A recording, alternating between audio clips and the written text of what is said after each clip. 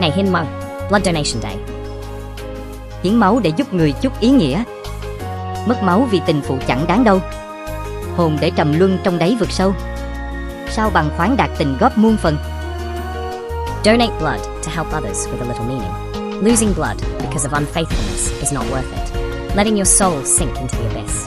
How can it compare to the generosity of love that contributes 1,000 parts? Hiến máu dư thừa phát sinh thiện tâm.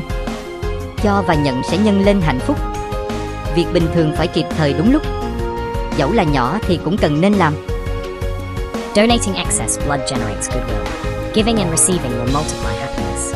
Ordinary things must be done promptly. Even if it is small, it should be done.